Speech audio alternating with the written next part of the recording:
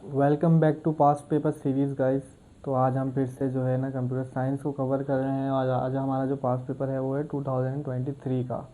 तो पहला क्वेश्चन है हमारा difference between constant and variable. ये हमने ऑलरेडी कवर कर चुका है, तो आप प्रीवियस वीडियो जाके देख सकते हैं जो आपको आई पे भी मिल रही होंगी, आप उस पर क्लिक करके जा सकते हैं। दूसरा सवाल है explain the purpose of truth table. Explain the purpose of truth table का मतलब है हमारे पास जो ट्रुथ टेबल होते हैं वो क्यों हम यूज़ करते हैं। तो ट्रुथ टेबल का जो मेन पर्पस होता है वो ये है कि हर कॉम्बिनेशन का जवाब हमें पता हो कि कोई भी सर्किट है जिसमें दो इनपुट हैं तो इनके कितने कॉम्बिनेशन हो सकते हैं। दो के चार कॉम्बिनेशन हो सकते हैं, विच इज़ 0 0 0 1 1 0 1 1। तो हर कॉम्बिनेशन का जो आउटपुट होगा उसको पता लगाने के लिए हमें क्या ट्रुथ टेबल चाहिए होता है, और इससे हम अपने सर्किट की टेस्टिंग भी कर सकते हैं हर इनपुट दे के किस तरीके से। तो यही मेन एक फ़ायदा होता है हमारे पास ट्रुथ टेबल का। और अगला सवाल है हमारे पास के differentiate between function declaration and function definition. Function declaration and function definition में क्या फ़र्क होता है कि सबसे पहले तो अगर हमारा एक फंक्शन है वॉइड का सम,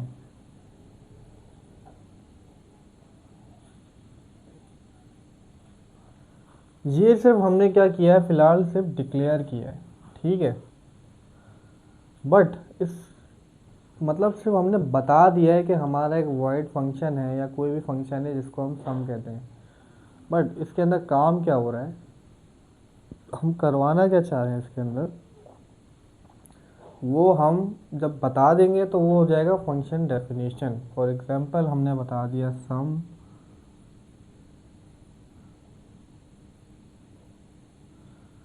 C out A plus B. Now we have define our function. हमने इसके अंदर क्या हो रहा है ये बता दिया है। तो this is the main difference between function definition and function declaration. तो our next question is describe the advantages of algorithm. ये भी हम पिछली वीडियो में कवर कर चुके हैं, तो आप उसको देख लीजिएगा। तो हमारा जो नेक्स्ट क्वेश्चन है वो है write at least 3 data types in C plus plus, how much memory does each require. तो हमारे पास जो डेटा टाइप्स होती हैं वो होती हैं इंट, कैरेक्टर और डबल एंड फ्लोट। तो अब इनकी मेमोरीज की बात कर लें अगर हम, 4 बाइट का कैरेक्टर होता है, 1 बाइट का डबल होता है, 8 बाइट का एंड फ्लोट होता है 4 बाइट का। तो ये हमारे डेटा टाइप्स और उनकी मेमोरी के साइज है।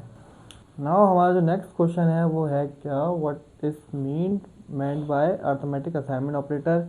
ये भी हमने ऑलरेडी कवर कर चुका है। And draw the truth table of A B C is equal to Y भी हमने कवर कर चुका है। Now moving toward question number 9, remove the errors from the following statement. तो अब हमें इसमें से क्या करना है, एरर्स को डिटेक्ट करना है। पहला जो हमारे पास है वो है हमारे पास सी आउट पाकिस्तान। अब आप इसमें देख सकते हैं कि हमने इसके अंदर टर्मिनेटर नहीं लगाया, तो क्या होगा, हमारी लाइन ही कंप्लीट नहीं हुई। तो अगली लाइन के साथ ये कंबाइन होकर क्या होगा, एरर कर देगा। तो इसको एक लाइन ख़त्म करने के लिए हम इसके आगे टर्मिनेटर लगा देंगे तो हमारा एरर ख़त्म हो जाएगा। अगला जो है हमारे पास वो है एज इंट 55। और हमेशा इंटीजर डिक्लेयर करने के लिए सबसे पहले उसकी डेटा टाइप बताई जाती है, विच इज़ इंट, फिर एज जो उसका वेरिएबल होगा, और वो फिर हम बता देंगे कितनी, 55। तो ये इस तरीके से सॉल्व हो जाएगा, एज इंट नहीं इंट एज हो जाएगा। और अब हमारा जो थर्ड है वो है if A equals to B. But अगर हमें ए इक्वल्स टू बी करना है तो उसके लिए हम ऐसे नहीं डबल इक्वल्स लगाते हमेशा। तो इसका ये एक एरर था। और द लास्ट वन इज क्या, फ्लोट x इक्वल टू 13। इसमें दो एरर हैं। सबसे पहले तो फ्लोट किस लिए यूज़ होता है, जब भी हम डेसिमल की बात करते हैं तो 0.0 लगा देंगे और आखिर में हम टर्मिनेटर भी लगा देंगे ताकि हमारी लाइन ऐड हो जाए यहाँ पे। So now question number 12 which is write down the any one from the following if go to and C इन।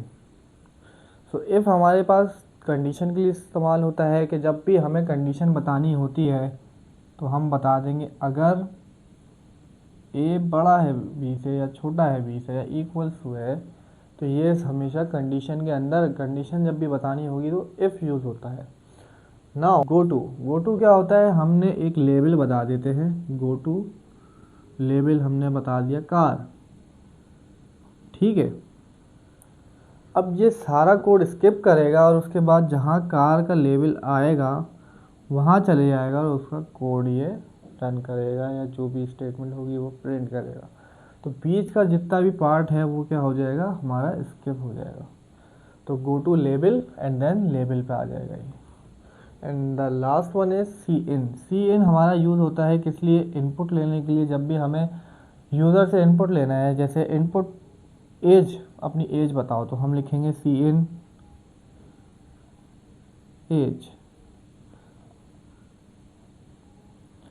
तो यूज़र के पास इनपुट का ऑप्शन आ जाएगा जिसमें वो अपनी एज लिखेगा। सी आउट इसी तरीके से आउटपुट के लिए होता है, कुछ आउटपुट शो कराने के लिए।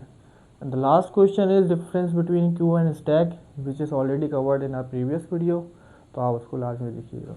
सो now moving towards section C. तो हमारा पहला क्वेश्चन है what is an error in computer programming, define its type. Error तो आप लोगों को पता है, कोई भी मसला आ जाता है अगर प्रोग्रामिंग लैंग्वेज में जिससे हमारा आउटपुट नहीं आ पाता सही, उसको हम एरर कहते हैं। एरर्स की बेसिक 3 टाइप्स हैं। फर्स्ट इज सिंटैक्स एरर,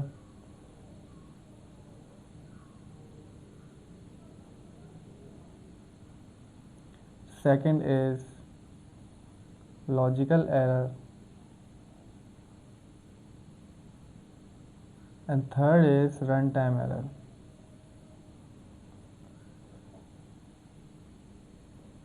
ये लॉन्ग क्वेश्चन का पार्ट है तो आपको इसकी थ्योरी सही से लिखनी पड़ेगी, और मैंने आपको पहले ही बोला है थ्योरी आप कोई भी नोट से यूज़ कर सकते हैं, but you have to clear your concept first, सही है।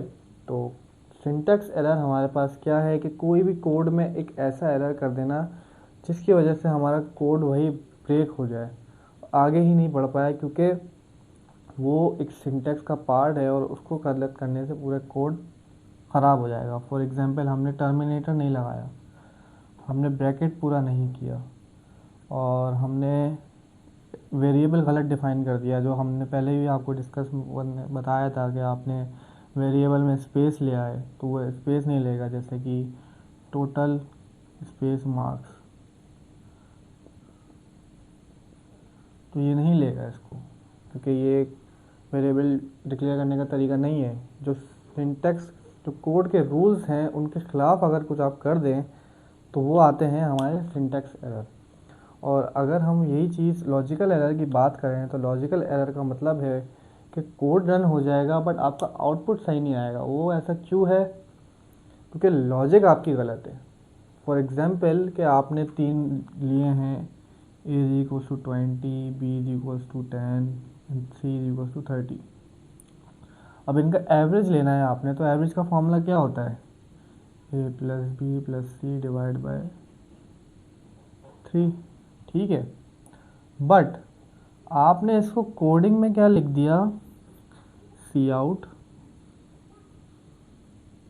a plus B plus C divided by 3। Now code will act, मतलब उसको ये चीज़ पूरी एक दिखेगी और उसको एज आ 1 यूनिट कैलकुलेट करेगा, जो कि गलत है, और आखिर में सी को इससे डिवाइड करा देगा, विच इज़ रॉन्ग। तो हमें इसको सही करने के लिए क्या होता है, ब्रैकेट बताना पड़ता है, ताकि वो उसको पहले कैलकुलेट करे फिर 3 से डिवाइड कराए, वरना वो डायरेक्ट जो भी पहले आता रहेगा उसको प्लस कराता रहेगा। तो एक लॉजिकल एरर में ये मिस्टेक्स आ जाती है हमारे पास। और रन टाइम एरर में क्या है, फॉर एग्जांपल आपके पास आ गया कहीं 15 divide by 0, which is infinity, या फिर हमारे पास इसका जवाब नहीं आता, तो यहाँ पे कोड ख़राब हो जाएगा और एक रन टाइम एरर ही आ जाएगा। ये कोड चलता रहेगा चलता रहेगा चलता रहेगा चलता रहेगा। तो these 3 are the main types of error. अब इनकी थ्योरी आप अच्छे से पढ़ें और इसको सॉल्व कर सकते हैं। Now question number 15 which is describe any 4 escape sequence character. Escape sequence basically line break देने के लिए या स्पेस देने के लिए यूज़ होता है, which is \n, \t, \b and inverted comma. So if we want a new line we use \n, जिससे हमारा अगर हम सी आउट नेम इज लिख दें तो इससे हमारा आउटपुट कुछ इस तरीके से आएगा। नेम न्यू लाइन के अंदर आ जाएगा इफ। ठीक। Now T is for tab space.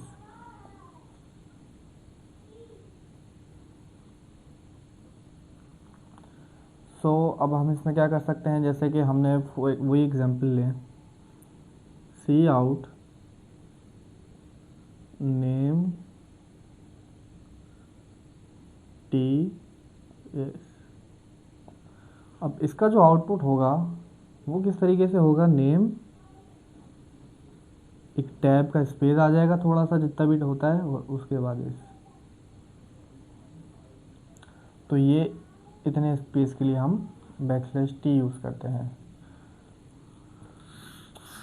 और \b is for back space.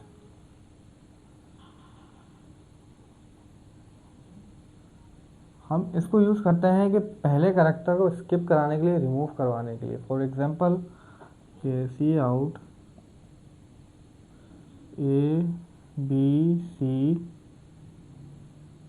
\b d। अब इसमें जो हमारा होगा ना, उसमें ये होगा कि हमारा C इसको स्किप कर देगा और A, B एंड D आ जाएगा। This will be our answer. तो अब जो ये इन्वर्टेड कॉमा है, हम इसको इसमें इसलिए भी यूज़ कर सकते हैं फॉर स्पेसिंग। कैसे हम इसको देखते हैं, हम लिखते हैं सी आउट, एक हमारे पास आता है कोई भी इंटीजर जो हमने पर डिफाइन किया होगा, जैसे कि a। अब हमें इसके बीच में चाहिए क्या, स्पेस थोड़ा सा, तो हम यहाँ लगा देते हैं डबल इन्वर्टेड कॉमा, जिससे एक स्पेस आ जाएगा। फिर हमने दे दिया b और उसके बाद हम इसको ख़त्म कर देते हैं। तो हमारा जो भी आंसर आएगा वो A B आएगा, नॉट AB। तो एक ये भी तरीका होता है जिससे हम स्पेस दे सकते हैं। Moving towards question number 16 which is write down any two purpose and syntax from the following for while and do while. क्वेश्चन हमने आपको पहले भी कवर करा चुके हैं, तीनों के तीनों। आप उसको देखिएगा किस काम में आ सकते हैं और किस लिए यूज़ होते हैं। Now draw the logical circuit of the following Boolean expression. तो अब हमें इनका क्या बनाना है, सर्किट। हम इसमें 15 गेट यूज़ करेंगे, विच इज़ एंड और एंड नॉट। तो इन 3 गेट को यूज़ करके हम ये वाली इक्वेशन बनाएंगे। तो पहली इक्वेशन हमारे पास है a प्लस बी का complement plus a plus B का कॉम्प्लीमेंट। ठीक है, तो सबसे पहले हम ले लेते हैं ए बी। ओके, तो फॉर एग्जांपल ये हमारा है a, ये हमारा है b। ये क्या हो रहे हैं आपस में, और हो रहे हैं, ऐड हो रहे हैं। तो ऐड हमारा और भी होता है। तो ये गए किसके अंदर, और गेट के अंदर चले गए। ठीक है, अब इसका क्या हो रहा है, कॉम्प्लीमेंट। कॉम्प्लीमेंट का मतलब जो भी हमारा आंसर आएगा वो क्या हो जाएगा, इन्वर्ट हो जाएगा। तो यहाँ हमने लगा दिया एक नॉट गेट। ठीक हो गया।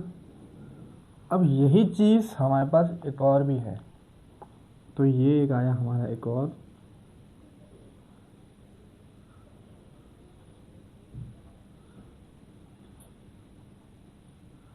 This A and B.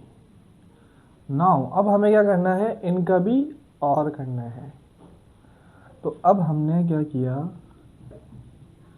इनका भी और कर दिया। फाइनल जो भी आएगा वो हमारा y या फिर जो भी आंसर होगा वो हो सकता है। Now moving towards next equation which is z is equals to a dot b का complement plus a plus b का कॉम्प्लीमेंट। अब इसमें हम क्या करेंगे, a b दोनों आए किसके अंदर, एंड गेट में, क्योंकि ये क्या हो रहे हैं, मल्टीप्लाई हो रहे हैं। और हमारे पास दूसरी जगह क्या है, जो हमने पिछली वाले में भी सॉल्व किया था, ए बी और हो रहे हैं। अब इन दोनों के ऊपर क्या है, कॉम्प्लीमेंट भी है, तो हमने नॉट गेट भी लगा दिया इसमें।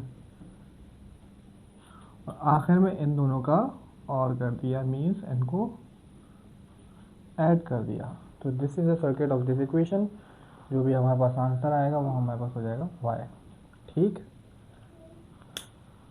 अब इसका ट्रुथ टेबल भी बन सकता है, और ट्रुथ टेबल की कुछ वीडियो हमने पहले भी बताई हैं, और ट्रुथ टेबल की आगे भी हम पूरी एक बताएंगे जिसमें ट्रुथ टेबल कैसे बनता है वो समझाया जाएगा। तो moving toward next question which is explain non linear data structure and it's type. Non linear data structure क्या होता है, जो लाइन की फॉर्म में नहीं होता है। फॉर एग्जाम्पल हमारे पास क्यू होती है, स्टैक होता है, एरे होता है, ये सारे क्या हैं, एक लाइन वाइज चल रहे हैं। कोई ऐसे ऐसे ऐसे ऐसे चल रहा है, तो कोई स्टैक में चल रहा है, तो कोई एरे ऐसे चल रहा है। तो ये these are the types of linear equation. But for non linear equation we have